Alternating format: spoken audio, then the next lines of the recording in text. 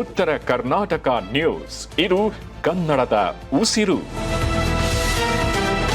ರಾಜ್ಯ ಸರ್ಕಾರವು ಇತ್ತೀಚೆಗೆ ಜಾರಿಗೆ ತಂದಿರುವ ನೂತನ ಆಲ್ಕೋಹಾಲ್ ಇನ್ ಬೆವರೇಜ್ ತೆರಿಗೆ ನೀತಿಯು ಅಬಕಾರಿ ಇಲಾಖೆಯ ಖಜಾನೆಯನ್ನು ತುಂಬಿಸುವಲ್ಲಿ ಯಶಸ್ವಿಯಾಗಿದೆ. ಮೇ 11ರಿಂದ ಜಾರಿಗೆ ಬಂದಿರುವ ಈ ನೂತನ ನೀತಿಯಡಿ ಆಲ್ಕೋಹಾಲ್ ಪ್ರಮಾಣಕ್ಕೆ ಅನುಗುಣವಾಗಿ ತೆರಿಗೆ ವಿಧಿಸಲಾಗುತ್ತಿದ್ದು, ರಾಜ್ಯದ ಮದ್ಯಪ್ರಿಯರ ಕುಡಿಯುವ ಶೈಲಿಯನ್ನು ಬದಲಾಯಿಸುತ್ತಿದೆ. ಹೆಚ್ಚು ತೀವ್ರತೆ ಹೊಂದಿರುವ ಹಾರ್ಡ್ ಲಿಕ್ಕರ್ ಬದಲಿಗೆ ಜನರು ಈಗ ಲಘು ಆಲ್ಕೋಹಾಲ್ ಹೊಂದಿರುವ ಮೈಲ್ಡ್ ಬಿಯರ್ಗಳತ್ತ ಆಕರ್ಷಿತರಾಗುತ್ತಿದ್ದಾರೆ. 5% ಕಡಿಮೆ ಆಲ್ಕೋಹಾಲ್ ಹೊಂದಿರುವ ಪ್ರೀಮಿಯಂ ಲಾಗರ್ ಬೀರ್ಗಳ ಬೆಲೆಯಲ್ಲಿ ಭಾರಿ ಕಡಿತವಾಗಿರುವುದು ಇದಕ್ಕೆ ಪ್ರಮುಖ ಕಾರಣವಾಗಿದೆ. ಅಧಿಕೃತ ಅಂಕಿಅಂಶಗಳ ಪ್ರಕಾರ ಪ್ರಸಕ್ತ ವರ್ಷದ ಮೊದಲ ತ್ರೈಮಾಸಿಕದಲ್ಲಿ ಏಪ್ರಿಲ್ನಿಂದ ಜೂನ್ ಬಿಯರ್ ಮಾರಾಟದಿಂದಲೇ ಸರ್ಕಾರಕ್ಕೆ 312.67 ಕೋಟಿ ರೂಪಾಯಿ ಹೆಚ್ಚುವರಿ ಆದಾಯ ಹರಿದು ಬಂದಿದೆ. ಕಳೆದ ವರ್ಷ ಇದೇ ಅವಧಿಯಲ್ಲಿ 1602.14 ಕೋಟಿ ರೂಪಾಯಿ ಆದಾಯ ಬಂದಿದೆ. ಈ ಬಾರಿ ದಾಖಲೆಯ 1914.81 ಕೋಟಿ ರೂಪಾಯಿ ಆದಾಯ ಸಂಗ್ರಹವಾಗಿದೆ. ಅದೇ ರೀತಿ ಭಾರತೀಯ ಮದ್ಯ ಮಾರಾಟವು ಚುರುಕಾಗಿದ್ದು, ಕಳೆದ ವರ್ಷ